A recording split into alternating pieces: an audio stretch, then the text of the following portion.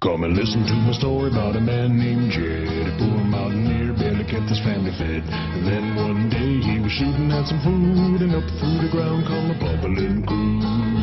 Oil, that is, black gold, Texas tea. Well, the first thing you know, old Jed's a millionaire. Kinfolk said, Jed, move away from there. Said, California is the place you ought to be. So they loaded up the truck and they moved to Beverly Hills, that is, swimming pools, movie stars, the Beverly Hillbillies.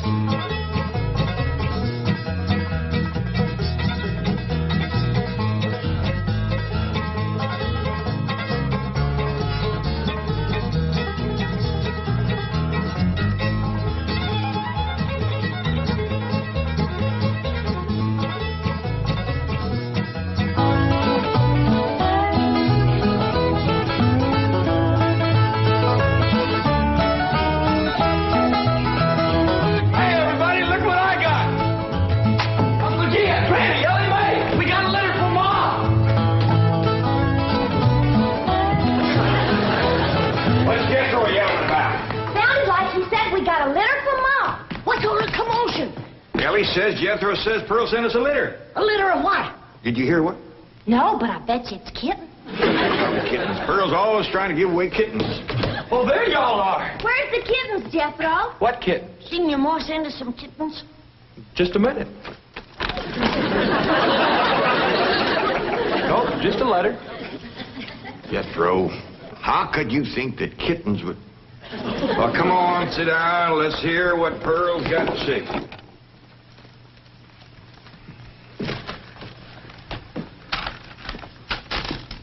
Dear son and kinfolk, I take pen in hand to say we are all fine back here. How are you all out there? Just fine, Pearl. That's right. Jethro, I hope you are making good marks in school out there. Ma thinks I'm going to school. Are you in the 5th grade like you would be here?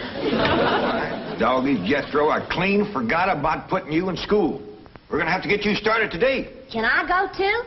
Well, now, I think Miss Hathaway's got plans to put you in some girls' school. Can I go, too? Jethro, I just said it was a girls' school. That's why I want to go. I like girls. I don't. Let's get finished with the letter. After that, we'll take care of school. Your sister, Jethrine, had a narrow escape. A city dude tried to take advantage of her. What does that mean, Paul? Well, that's, well, Granny will explain that to you later. Tell us more about the city dude, Jethro. His name is Jasper Heed. Jasper Heed? That's a funny name. Oh, there's a dot in there. His name is Jasper. He wears patent leather shoes and spats on them. Don't sound too neat, does he? He seen your sister at the cabin when I went there to keep an eye on it for Cousin Jed. I know what Pearl went there to keep an eye on. Mr. Brewster. Well, now, Granny, Pearl's a widow woman. She got a right to look. I ain't knocking it. I got my eyes open myself. At first, I thought the city dude worked for Mr. Brewster, so I drove back out to the cabin to give him a piece of my mind. I could put a bug in that Mr. Brewster's ear. Look out for feathers. Feathers? The more Pearl has her eye on a man, the more feathers she sticks in her hat. That's right. 3 and 8 came in flowing 2,000 barrels a day. And it looks like the new strike's going to be even better. There's no doubt about it. This is one of the richest pools we've ever hit. Yep, everything from here is good news.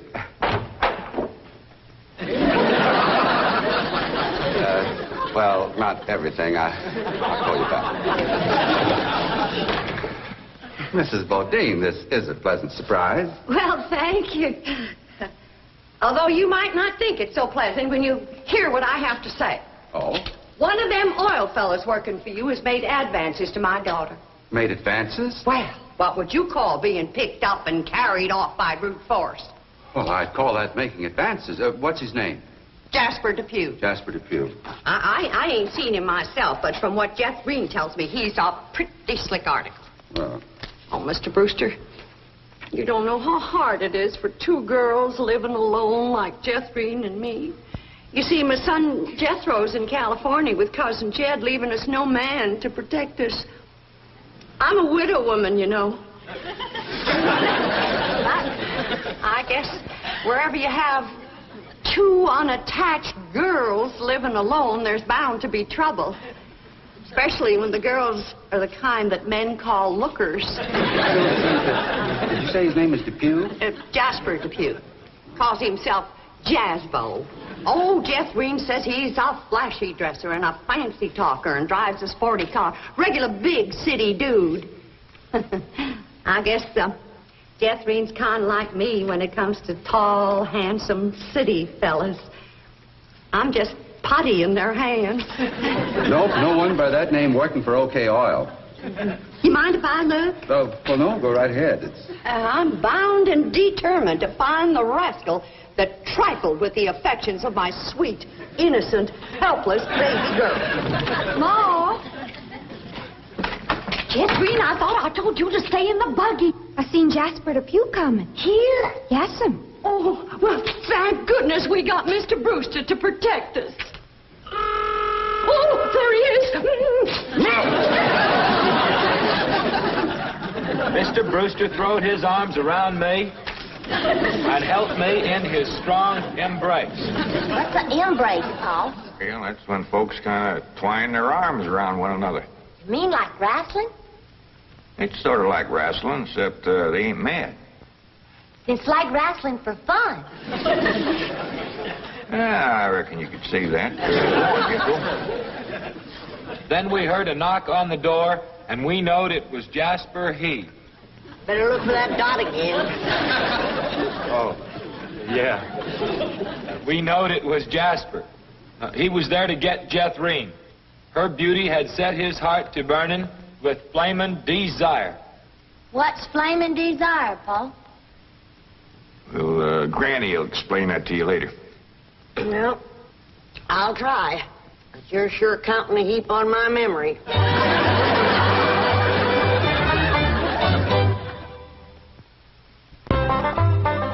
Read on with your Mo's letter there, Jethro. Yeah, it's getting good.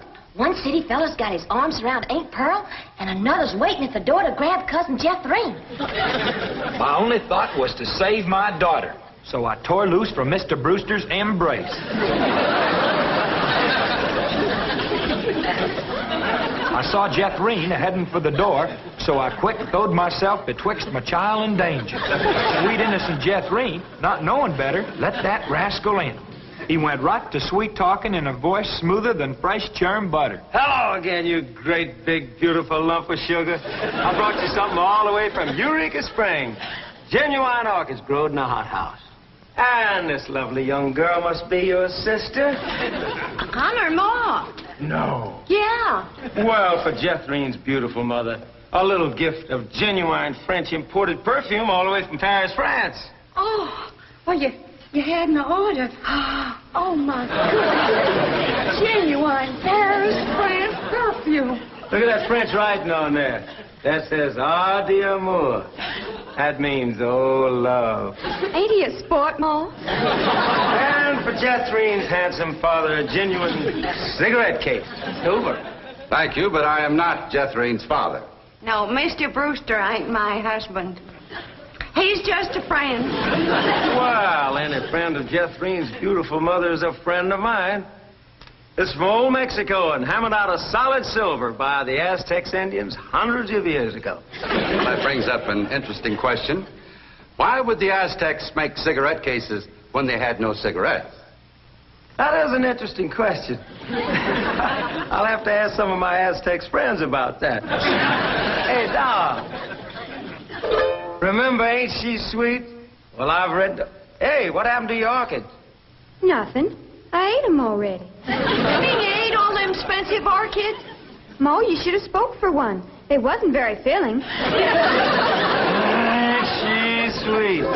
From her head down to her feet, and that's a long way. But I ask you very confidentially, ain't that baby sweet? Ain't she large?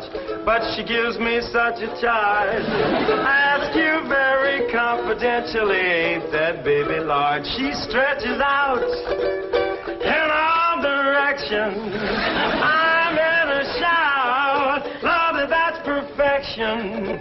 Are you with me? Ain't she keen?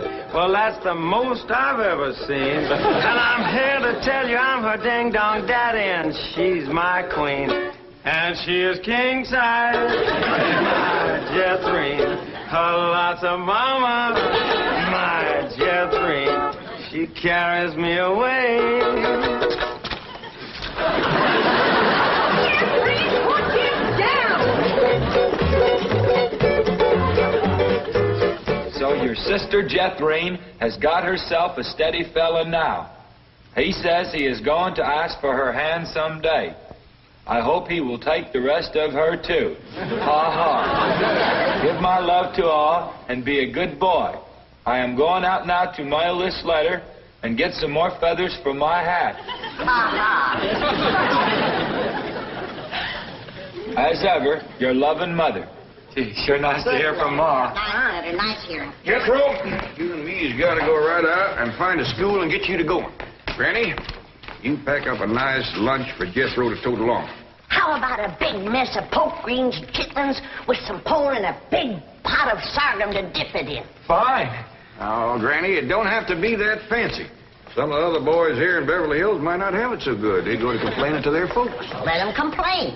It ain't going to hurt none to raise their standard a little. I'll get the truck, Uncle Jay. Paul, please let me go with Jethro.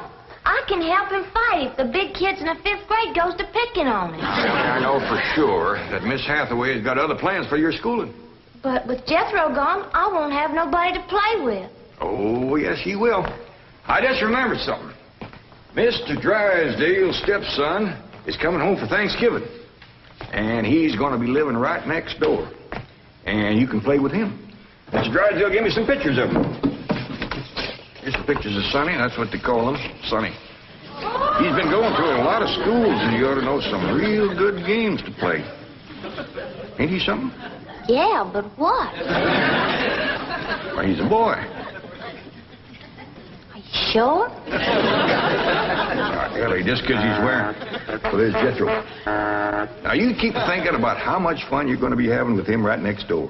You know, he does kind of favor that movie actor, Rudolph Valentino.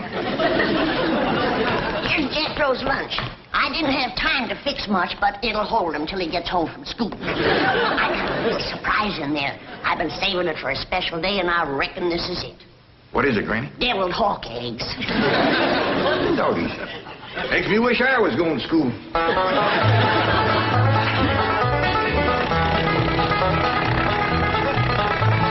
School, all right. Millicent, Schuyler, and Potts. I reckon them 3 is the teachers. 3 teachers. Must be awful big school. I'll say. Well, let's go in there and get you started.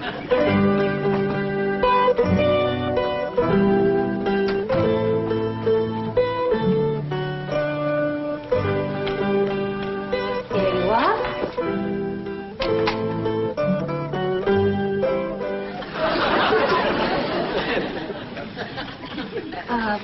May I help you? Well, reckon maybe you can. Diana, someone has parked a most disreputable-looking vehicle outside my window. Perhaps it was these gentlemen. Oh?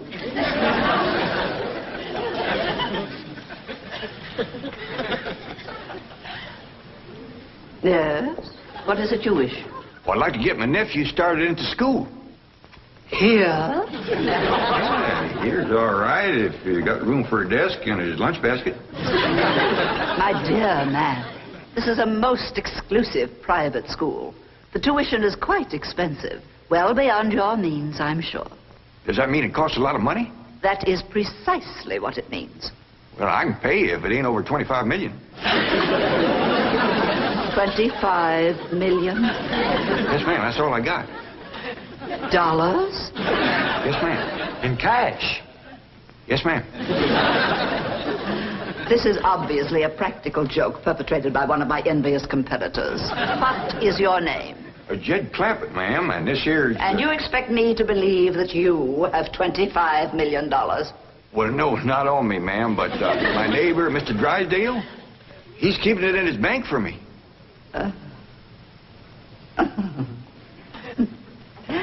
Get me Milburn Drysdale at the Commerce Bank. You see, it just so happens that Mr. Drysdale holds the mortgage on this school, so we are very well acquainted. Hello. I'd like to speak to Mr. Now, Milburn Drysdale. if you wish to admit that this is a hoax and be on your way, we will forget the entire incident. Otherwise, you may be liable to some sort of action for invasion of private property and impersonating a millionaire. Mr. Drysdale is coming on the line now. Thank you. This is your last chance, Mr. Clampett. My next call will be to the police. Very well. Mr. Drysdale, Millicent Schuyler Potts here. Come in, come in, come in, come in. Thank you, ma'am. Diana, tea for these gentlemen. Croppett? Oh, no, ma'am, Clampett. Diana, use the Spode tea set. Well, sit down, sit down, sit down, sit down. Just the two of us. Ellie Mae and Granny didn't come. Well, do make yourselves comfortable.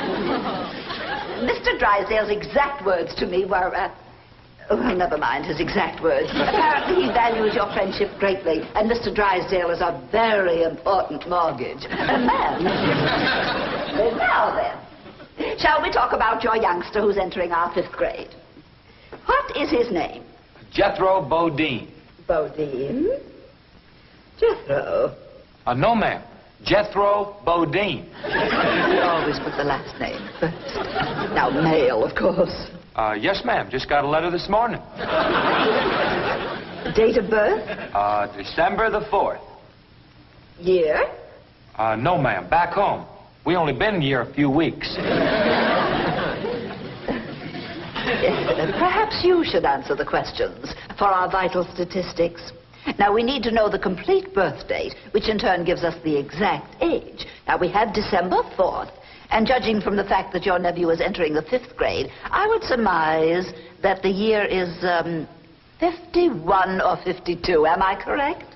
Oh, Jethro ain't near that old. And in the 5th grade? Why, that's wonderful. Well, perhaps we have a budding genius on our hands. Archie!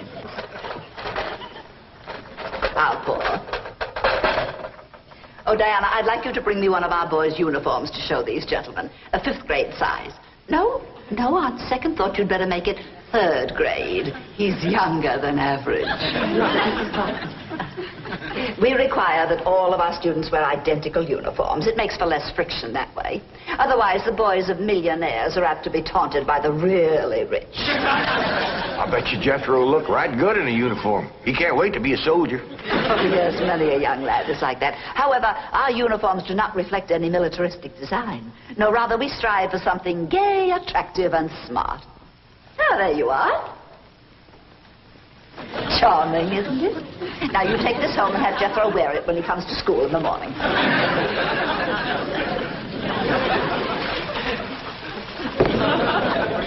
Wear this? I'm afraid Granny will have to make considerable changes in this before it'll fit Jethro. So tiny? Yes, ma'am. And in the 5th grade? Well, the boy must be a genius. Well, you may be very sure that we will bring him out. If he wears this, he'll bust out. Now then, how do you gentlemen like your tea? We don't know, ma'am. We ain't tasted it yet. Oh, you are the fun-loving one, aren't you? Yes, ma'am.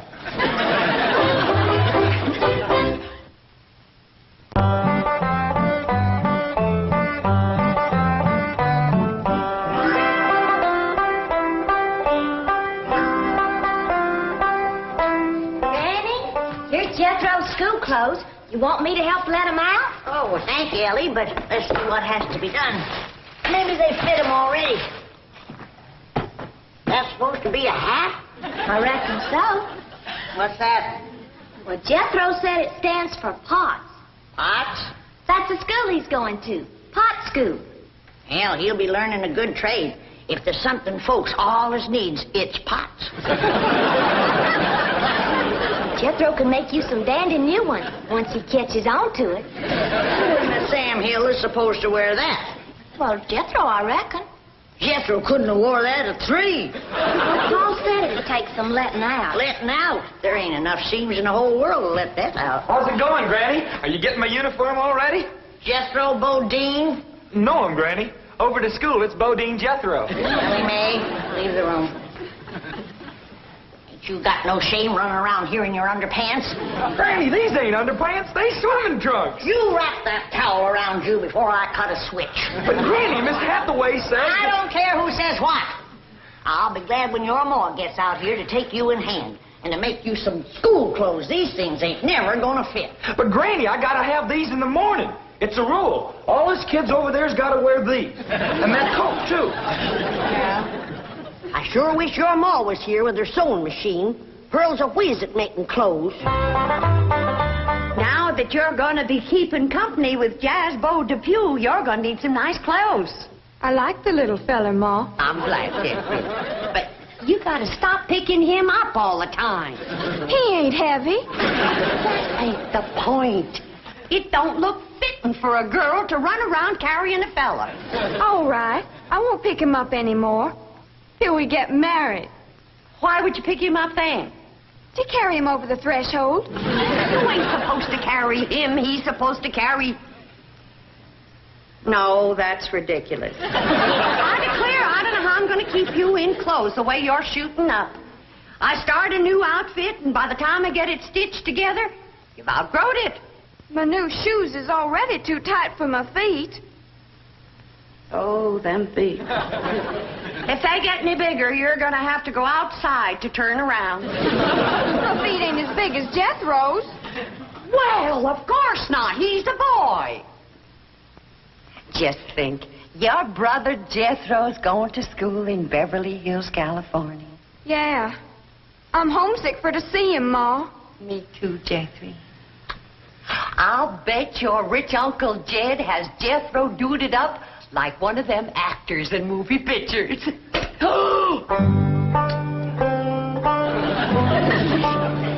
I can't understand these Beverly Hills schools. Wearing that uniform ain't gonna make you no smarter.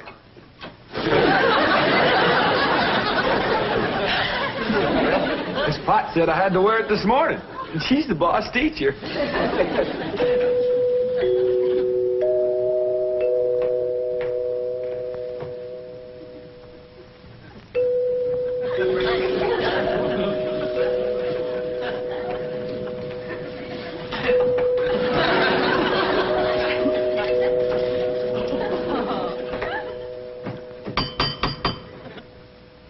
Dang, if Jethro ain't right. Every time that music plays, somebody comes to the door. Good morning. Surprise. Surprise. Good morning, Miss Potts. I decided to come by and drive our diminutive genius to school myself. What? Your nephew, Jethro. Oh, yes, ma'am. Jethro! Come on down here. You got to ride to school. Well, that's mighty nice of you, ma'am. Oh, tut. I'm going to give the boy my personal special attention. I feel that when one... Well, howdy there, Miss Potts. You come to take me to school? Yeah, betcha she is. I want you to be a good boy, make good marks so your ma will be proud of you. This is your nephew? Ma'am, you met him yesterday, remember? Of course, he does look a mite different in his uniform. Granny had a time getting it to fit, but she done it. You are in the 5th grade? Oh, yes, ma'am. Just finished 3 years in the 4th. But I can't. It's impossible. Oh, that ain't nothing. He got through the 1st grade in only 2 years. Under no circumstances can I allow this. Well, say, here comes Mr. Drysdale. I reckon he's coming to see Jethro off to school. Come along, Jethro. Hippity hop. This is the way we go. school. This is the way we go to school. Is Jethro's lunch? Oh, Jethro! You forgot your lunch. Now, Jethro, you share your grits and fat back with Miss Potts today.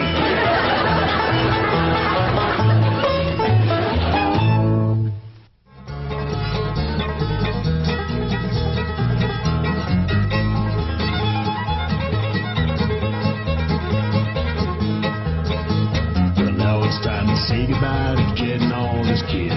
They would like to thank you folks for kindly dropping in. You're all invited back next week to this locality to have a heaping helping of their hospitality. Hillbilly, that is. Said a spell. Take your shoes off. Y'all come back.